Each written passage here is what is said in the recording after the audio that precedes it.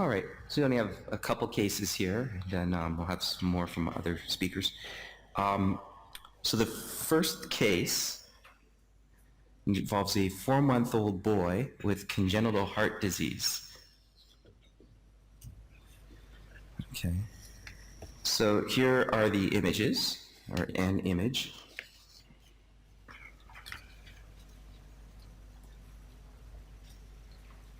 Okay. So with regard to the technetium-99m MAA distribution seen on the previous image, which would be most likely? So first potential answer would be early ASD, the second congenital aortic stenosis, the third late VSD, and the fourth hypertrophic cardiomyopathy. So you could go back to those images and take a look.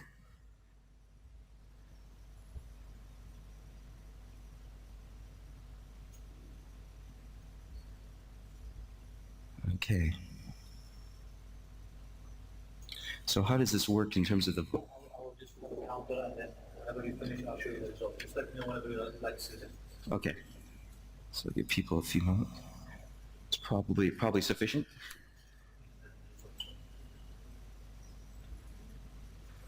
Very good. Okay. It's 100%.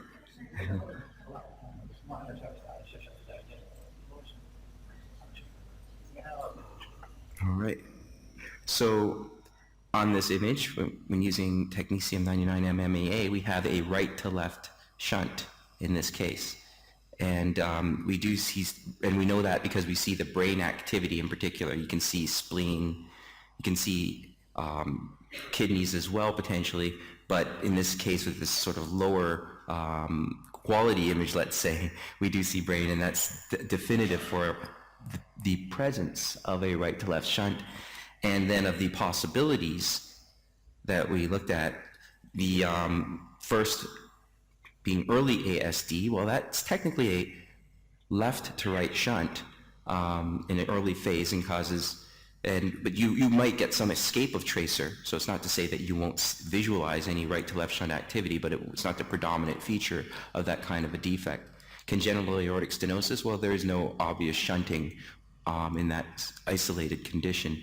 And then with late VSD, there's indeed a right to left shunt in VSD. However, we know that later on in the disease process, you can develop, well, fibrosis of the lungs as a result of the increased blood flow through the pulmonary circuit, which can cause fibrosis and therefore increased back pressures, and that's called Eisenmenger's syndrome.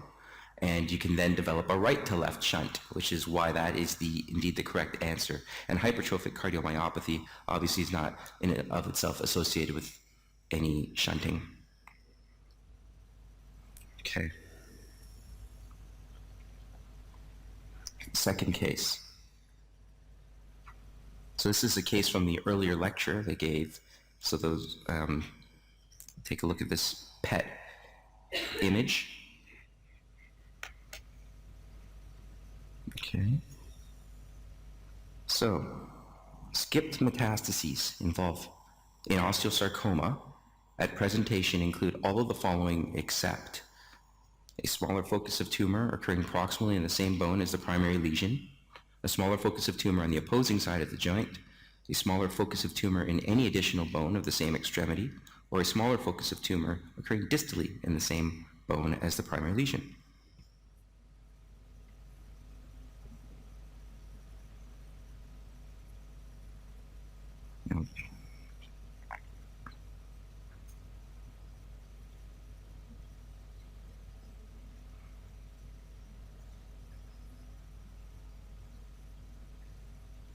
Okay, so do you want to take a look? All right. So this one's a little bit more. All right. So the answer is a smaller focus of tumor in any additional bone of the same extremity. So, and the reason, so it's the definition of a skipped metastasis is one that we saw in this particular case. It can occur in the same bone. that is a skip metastasis. In this particular case, we have involvement of the left distal femur and also involvement of the left proximal femur. So a metastasis in the same bone would be a skip metastasis. And then additionally, it can cross the joint. So if this in particular case, there was not only involvement at the distal femur, but also involvement of the left proximal tibia, that too would be considered a skip metastasis, though of greater prognostic or worse prognostic, a worse prognostic finding than in this case of seeing one in the same bone. However, if you were to have one in the left distal, let's say, extremity in the phalanx, that is not technically considered to be a skip metastasis, at least by some designations anyways. All right. Case number 3.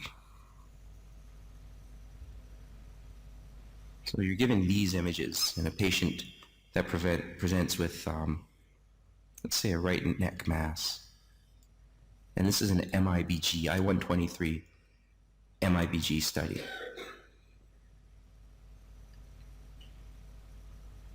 Okay. So which of the following would be least likely to be present in this patient? Hyperparathyroidism, mucosal neuromas, a pancreatic tumor, or marfanoid body habitus? And I'll show you the images again and come back to this question. So here are the images.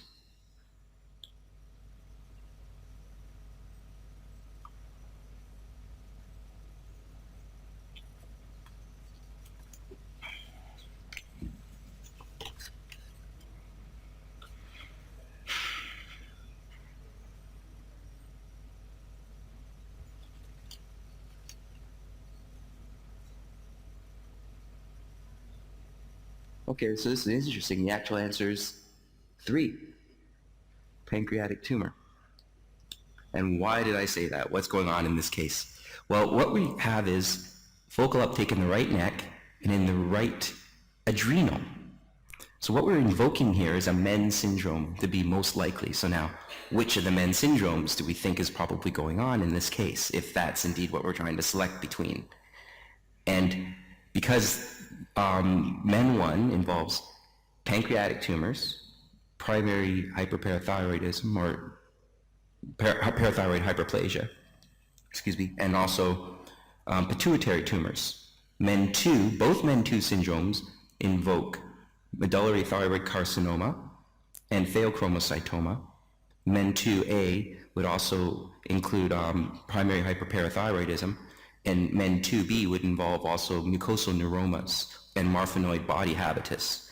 So therefore, both of the two MEN2 syndromes would involve medullary thyroid carcinoma and pheochromocytoma. And that's what we have in this particular case. We're seeing activity of MIBG uptake in the neck, representative in this case of medullary thyroid carcinoma and also in the pheochromocytoma. And for that reason, going through our list, we're looking for MEN2 type syndromes, not a MEN1. Parathyroidism can occur in both MEN1 and MEN2A. Mucosa, and therefore it does not exclude MEN1 or does not invoke MEN1. Mucosal neuromas, well, that occurs in MEN2B, and therefore it'd be consistent with having both a pheochromocytoma and medullary thyroid carcinoma. Pancreatic tumor, on the other hand, would be only occur in MEN1, and therefore would be least likely to be the case in this particular case. And marfanoid body habitus would be a feature of MEN2B. Okay, so the answer is therefore pancreatic tumor would be least likely.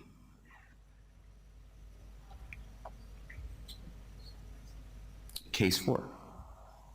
So another one from the lecture earlier today. An I-123 MIBG study in an infant. Which of the following would be least likely to be a cause for the scan appearance? Use of labetalol, congestive heart failure, midazolam use, or high circulating catecholamine levels, as can occur with pheochromocytoma?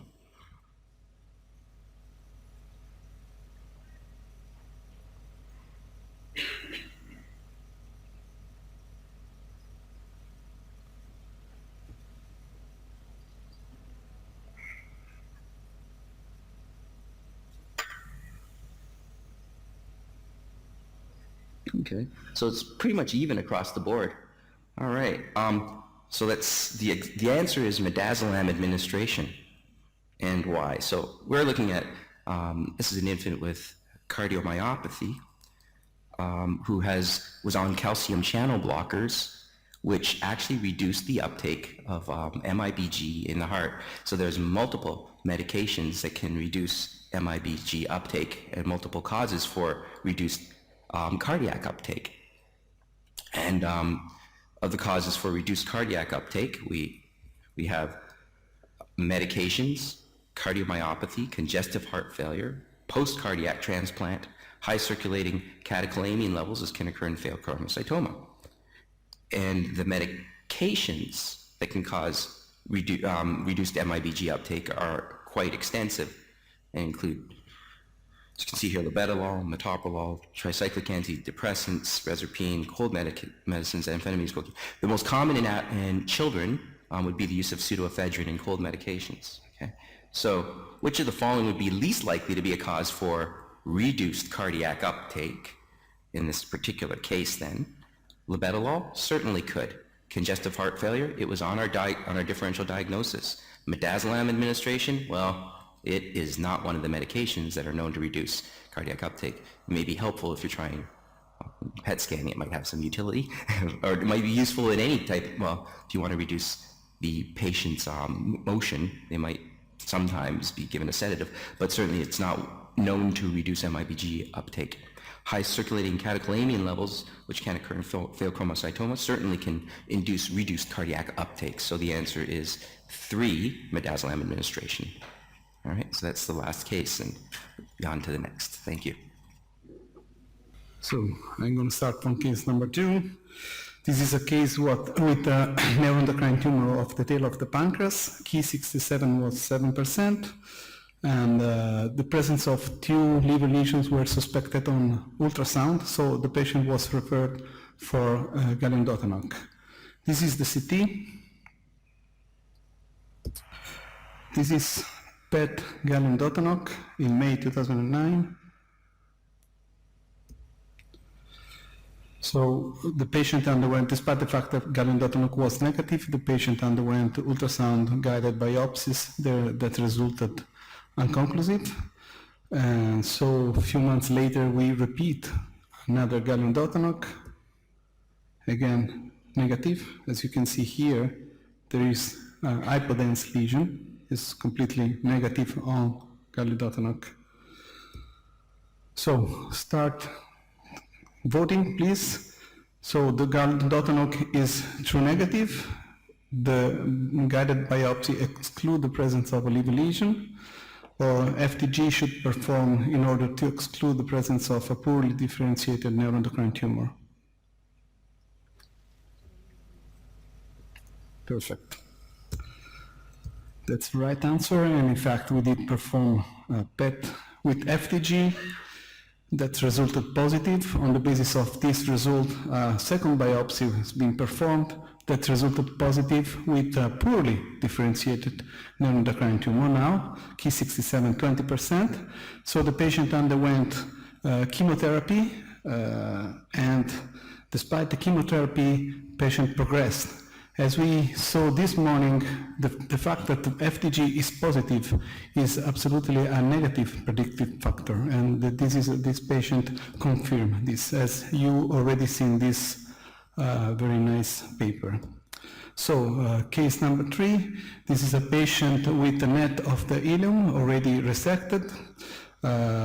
In therapy, the chromogranin increased in the last 5 months, so the patient was referred to our center for a PET with the gallium dotanok. And this is the finding. There is a finding here in the head of the pancreas. This is the MIP projection. The uptake is more or less the same as the one of the liver. Please start voting. This is a recurrence in the head of the pancreas. This is finding consistent with inflammation, or this is physiologic uptake in the head of the pancreas.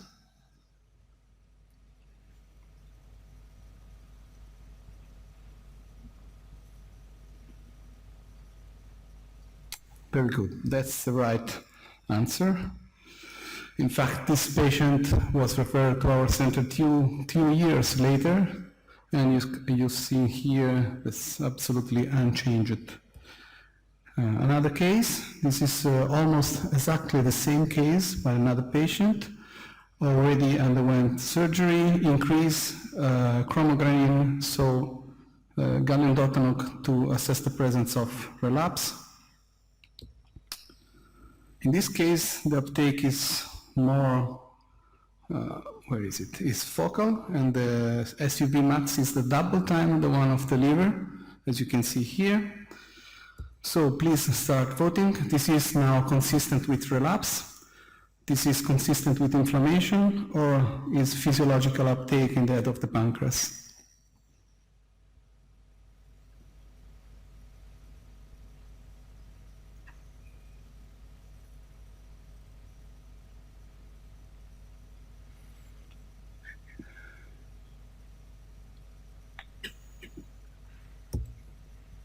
That's the right answer.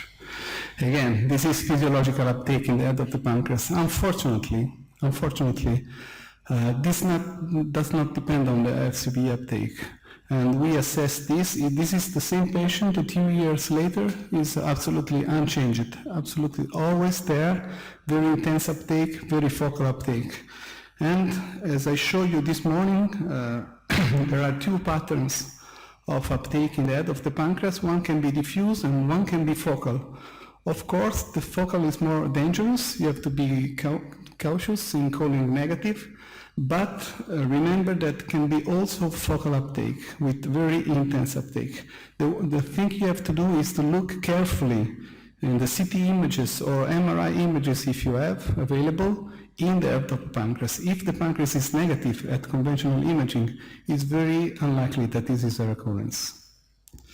Another case, this is slightly different. This is only increase of chromogranin in the last 2 months, conventional imaging negatives, but it's an outpatient. We did not know exactly what he did. So the patient was referred for gallium dotanol to look for a primary lesion. Again, intense, very intense finding in the head of the pancreas. Just look carefully at the CT and think that in this case we are looking for a primary lesion. Okay, this is now consistent with primary pancreatic lesion. This is consistent with inflammation or is physiological uptake in the head of the pancreas. Please vote, and I go back to the images here.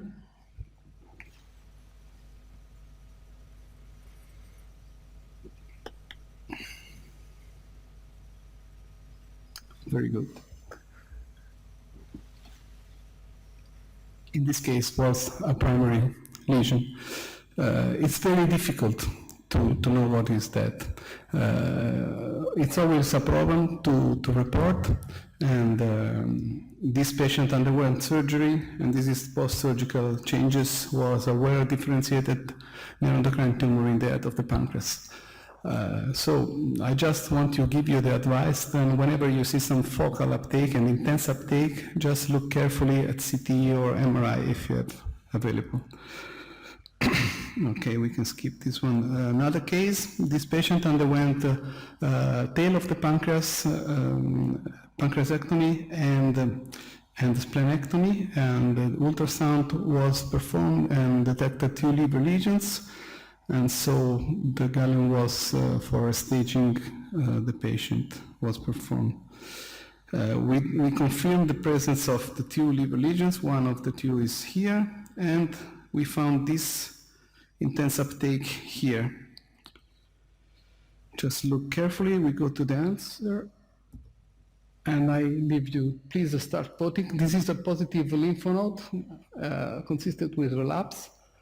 This is a negative for extrahepatic relapse. The uptake is related to the presence of accessory spleen, or this is peritoneal effusion of the disease.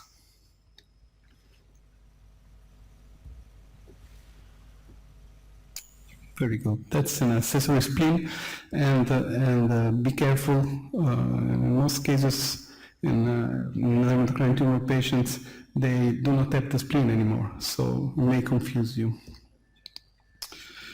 Okay, another one. This is a T3 and 1M0 grading G1.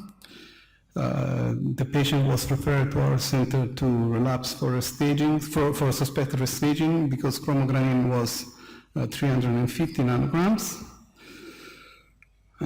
We did find this finding here in the head, very, very intense uptake, and this finding here in the head of the pancreas. What is that? A brain metastasis from neuroendocrine tumor, a meningioma, or a malignant primary brain tumor.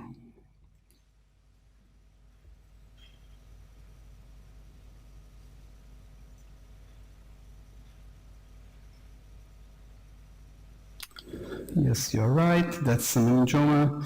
It's already been described, very intense uptake in meningioma with galin-Dotanok. Okay, let's move to colon PET-CT in prostate cancer.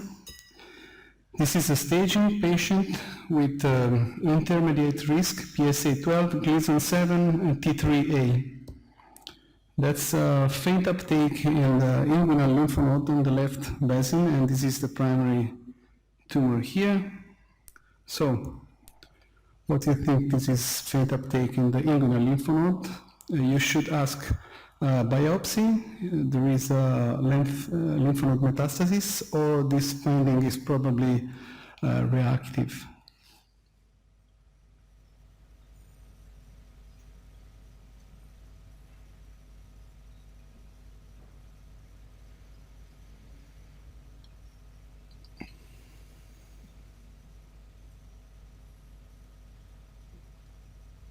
Yeah, you don't need a biopsy in this case. For two reasons. First, because you see the lymph node is not very well shaped, it seems to be reactive first. And the second, because as we said this morning, usually there's no drainage to the lymph node in the inguinal nodes. So be very careful before calling a positive inguinal node in prostate cancer. Another case, again the staging, this is pretty high risk, PSA 23, Gleason 8, and again staging T3A. This is with fluorocolin, just to change a little bit. This is intense uptake in the prostate, the primary, and this patient has multiple lymph node metastases here, and also has intense uptake in the chest, in mediastinal lymph nodes, as you can see here in the MIP, and as you can see in the coronal. So, please start voting. Patient has multiple abdominal and thoracic lymph node metastases. Increased colon uptake in the mediastinal lymph node should be more deeply investigated, or patient does not have a lymph node metastasis in the thorax.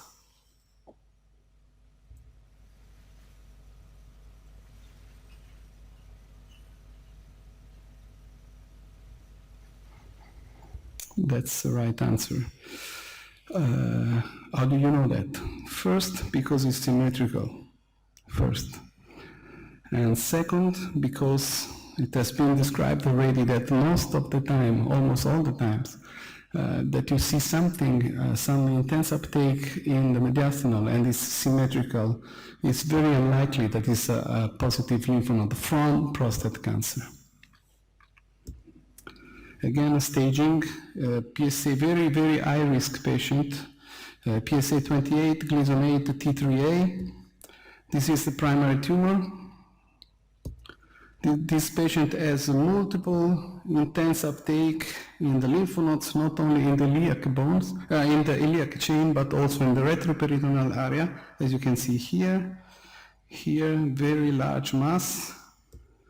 And also, he has a very intense uptake in the cervical spine here in the left.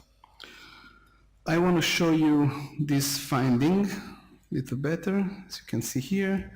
And this is the CT. I want to help you saying that there is nothing on CT. There's no structural alteration on CT images. So, please take your time. This is a patient, this is a metastasis, so patient must be staged at M1, or the finding in the cervical spine seems to be related to degenerative disease, but deserve further investigation. Or patient has multiple lymph node metastasis, but no metastasis in the bone.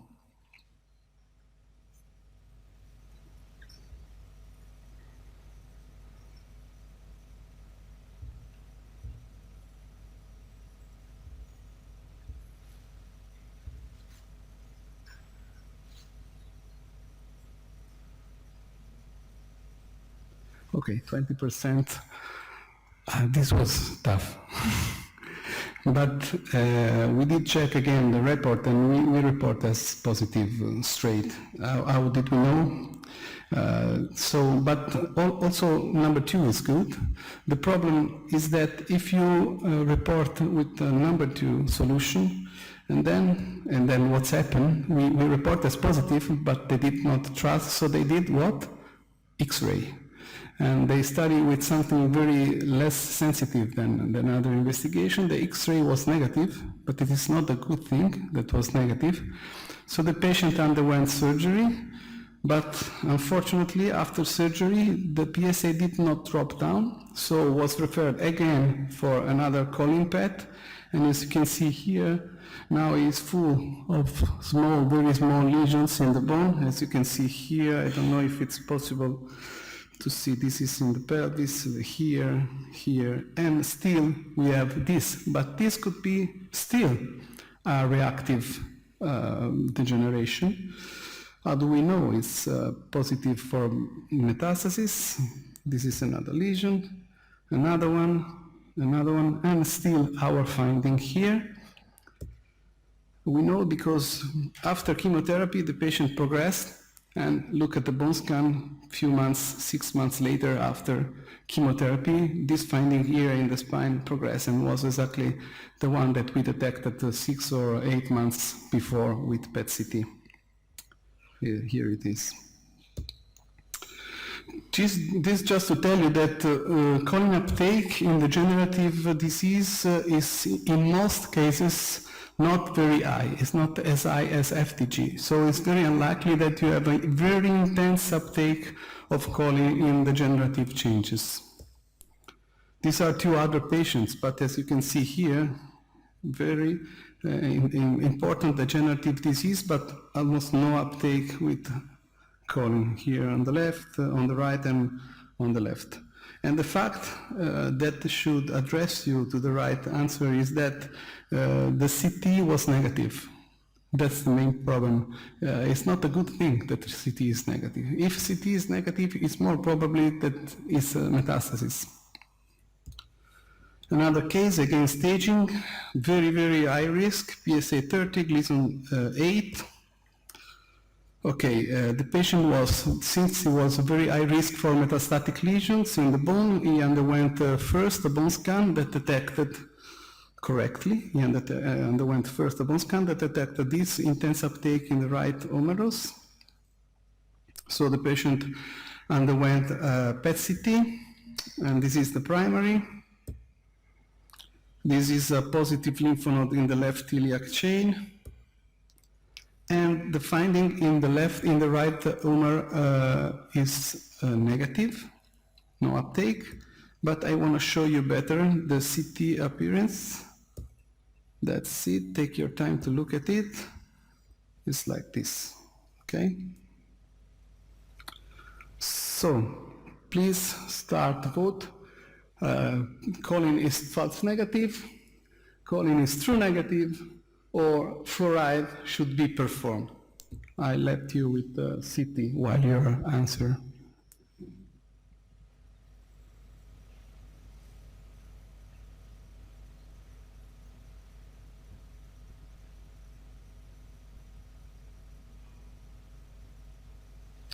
Okay, the right answer is this one. Fluoride does not help you in this case because fluoride will be positive for sure. So it does not help you at all. Is false negative, you have to look at the CT. This does not seems to be a metastatic lesion in the bone. And in fact, the patient was referred after surgery. The PSA dropped down to 0.01, so no relapse, but they wanted to check again this because they were not sure. And this is avascular necrosis, osteonecrosis. I know it's very uncommon, this is a tough case, but it happened, so I wanted to show you. And just I wanted to show you because it has been reported that FTG, otherwise FTG is positive or may be positive in avascular necrosis. This is a patient with Hodgkin lymphoma and positive FTG, but colon probably is negative. I did not find any other case reported with colon and avascular necrosis, but maybe it's the first case, but we know now that probably it's going to be negative. Another case, this is after surgery. The bone scan was reported as negative in outpatient, not in our hospital. So the patient underwent a radical prostatectomy. So the prostate is not there anymore. But patient presented a PSA of 9 nanogram milliliters. That after radical prostatectomy is a very high level. So the colon scan is completely negative, but as you can see here in CT attenuation correction, there are intense uptake, osteoblastic lesions here on the pelvis that do not show any uptake of colon. So please start voting. The bone scan and colon PET are true negative, even if you did not see bone scan. The findings are probably benign or degenerative, or bone findings are suggestive for secondary lesion and should be more deeply investigated, or in this case, fluoride PET-CT could be performed.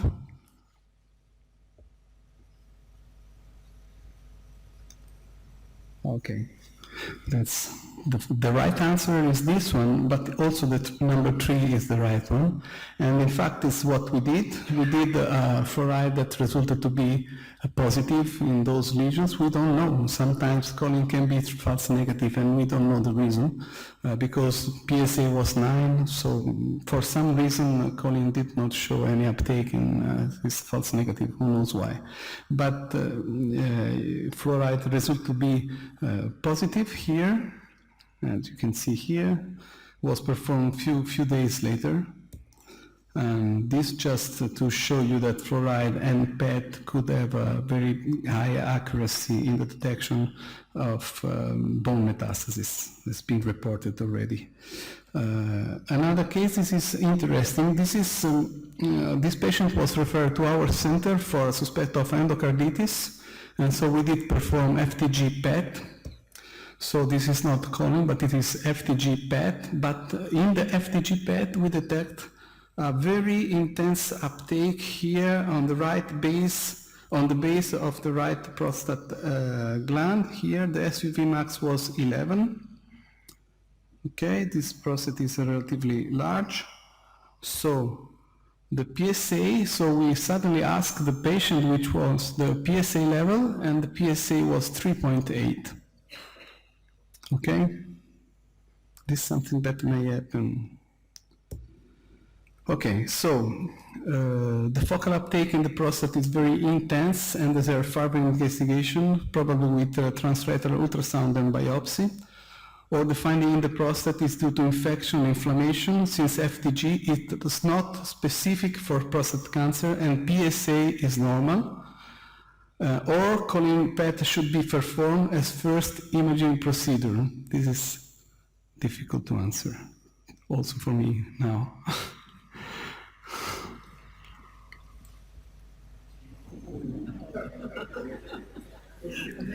Perfect.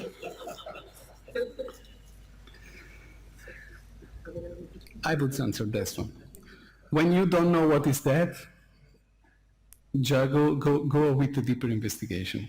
I know that FTG is not specific, and you don't know what is that finding, but it's not specific. This is not a common finding, but when you see this is too focal to say nothing. This is too intense to say just, oh, it's a specific uptake in the prostate. It's too much. It's SUV is 11. It's very uncommon to see intense uptake, very intense uptake. So that's the right answer, and that's what we did. And so the patient was biopsy, and it was anaplastic prostate cancer. And you know that anaplastic prostate cancer does not show up any uptake, does not increase the PSA level. In any case, they ask, this is very unlucky patient because they ask for a choline, and during the choline we detect something else that you may see in the MIP now, or no? I show you better, that is this one. This intense uptake in the right temporal lobe is the same patient, unfortunately. And so, here it is again. I'm sure you want to know how was the FDG, because we had already FDG, and FDG was negative, and that's the FDG of the same patient while we detect, in which one we detect the prostate findings. So, again, choline positive, FDG negative with anaplastic prostate cancer. Okay, the focal uptake in the right temporal lobe is probably due to a metastatic, since the primary prostate cancer is anaplastic. The focal uptake in the right temporal lobe is probably due to a new primary, or brain MRI should be performed as a first imaging procedure.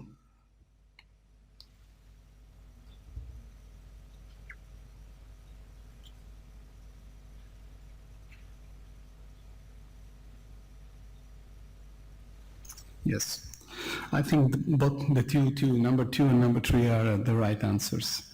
It's probably not a metastatic lesion, probably it's a new primary, but as soon as you see something like that, ask for a CT or MRI, and in fact it was again a meningioma. Like for Galen-Dothnok, also choline uptake may show intense uptake in a meningioma. It has been described already. Okay, I think this is the last one. Restaging, PSA 9, Gleason 7, T3A. I'm sorry, it was a staging. This is the prostate here. This is intense uptake in a lymph node.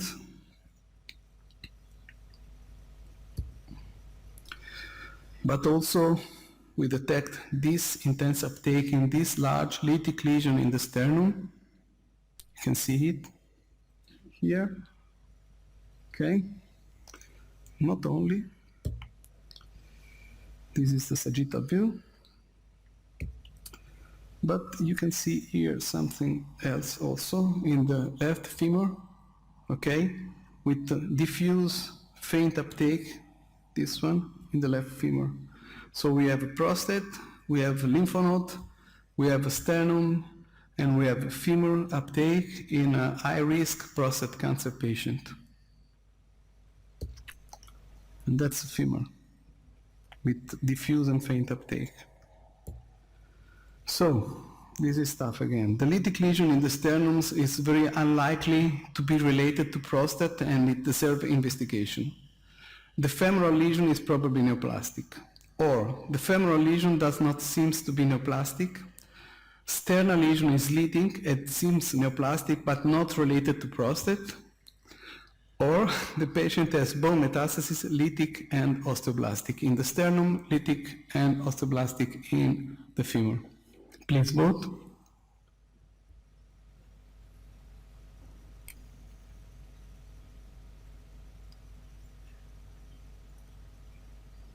Yes, perfect. And you know where it was? The sternum? No. And the femur? The femur is a Paget disease. And you can tell from the intense CT in the I don't remember the name in English, however. Cortical. And the sternum was, okay, this is another patient with a Paget disease here. As you can see here, there is only faint uptake with choline, No intense uptake like MDP or other. It's only faint uptake with choline and Paget disease. And the other thing was multiple myeloma. This is has been demonstrated already that choline may have a higher sensitivity in comparison to FDG in multiple myeloma, or at least has a comparable sensitivity. And this is a typical appearance of multiple myeloma on CT with the lytic lesions with soft tissue involvement. Thank you again for your attention. So I'm going to reinforce again on one question only on the gallium series, since we are there. This is a 68 years old male presented with metastatic neuroendocrine tumor, not responding to standard chemotherapy. His scans and lab findings are shown. You have the gallium, Sister Dr. Todd, you have the FDG, and you have the KS67 as 5%. Here's a question. Regarding this patient, which statement is not correct? 1, negative 18 FDG indicates poor prognosis. 2, the KS67 value is for a G2 tumor. 3, lutetium-177 DOTATAT is recommended. 4, chromogranin A is typically raised. 5, amino acid infusion needed prior to lutetium-117 therapy. Let's start here.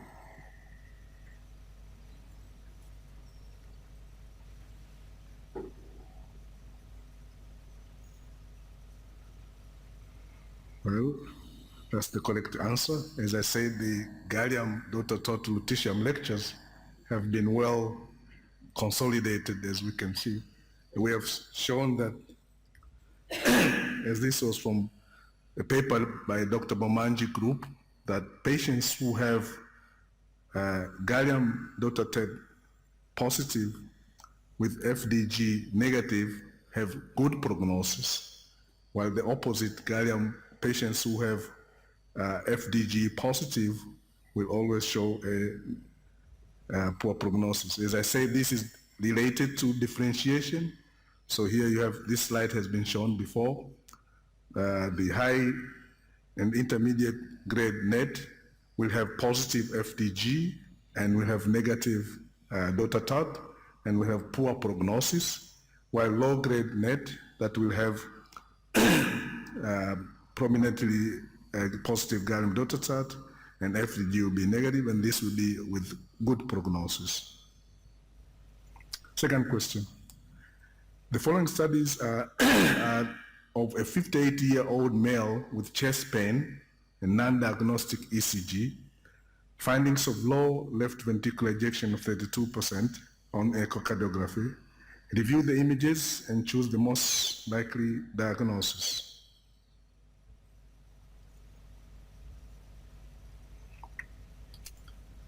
Since this is, I have to bring you back to cardiology. You had a lot of cardiology yesterday.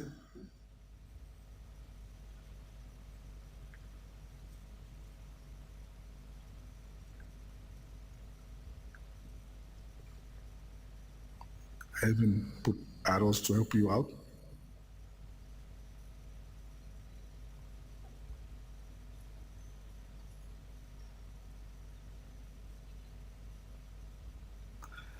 The most likely diagnosis is this is stunned myocardium, soft plaque of non-significant stenosis, balanced ischemia, hibernating myocardium, stress-induced ischemia. The answers.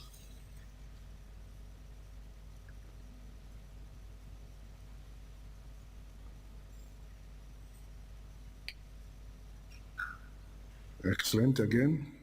I think the cardiology lectures also went very well. This patient with multiple disease. These are our problem cases in nuclear medicine. We don't see the lesions.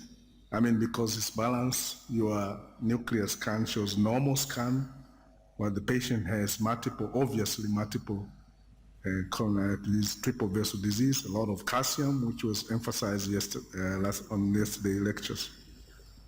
So this is balanced ischemia.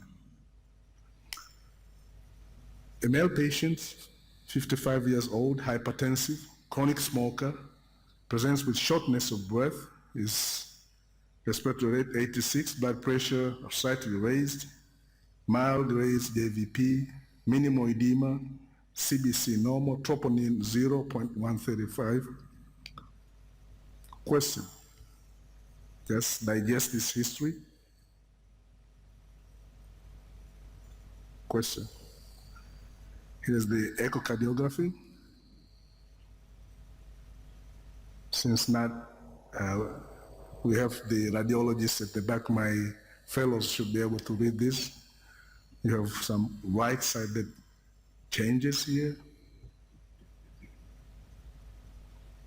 ECG also should, it's similar of right-sided changes. Question. What is the next appropriate study to be done? Do a cardiac angiogram, do a ventilation perfusion scan, do a stress-rest myocardial perfusion scan, do a rest-only myocardial perfusion scan, or none of these choices.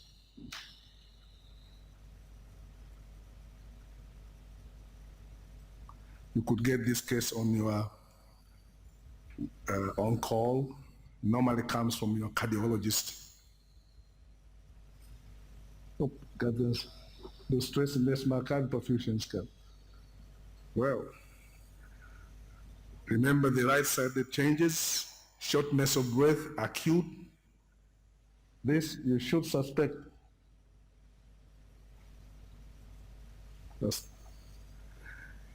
pulmonary embolism, acute pulmonary embolism.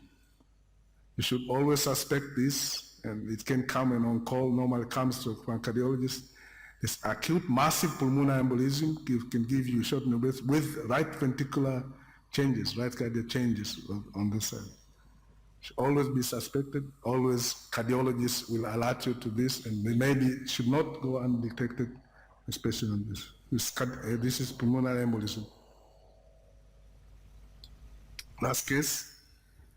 Studies A and B were performed on a 68-year-old female presenting with a raised T4, suppressed TSH levels. Review the images, then answer the question follows. Raised T4, suppressed TSH.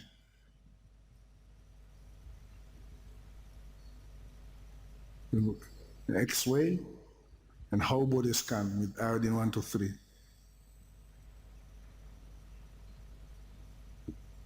It's one of the rare cases I saw in King Faisal Hospital.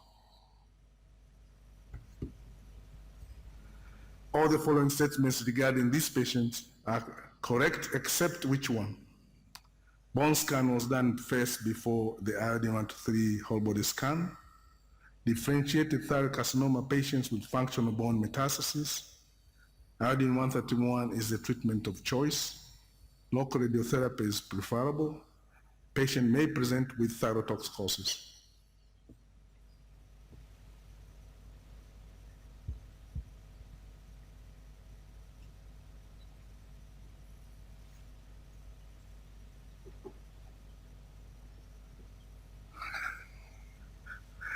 It's totally the opposite. You don't treat this patient with iodine 131. This patient is presenting with ectopic functional metastasis, which is causing hyperthyroidism. If you give him additional iodine 131, you may precipitate more thyrotoxicosis. So this is the patient should be treated with other than iodine 131, preferably local X-ray or local surgery, some local treatment rather than iodine 131. So iodine 131 is the treatment choice, is the wrong statement. It's not the correct treatment. Thank you very much.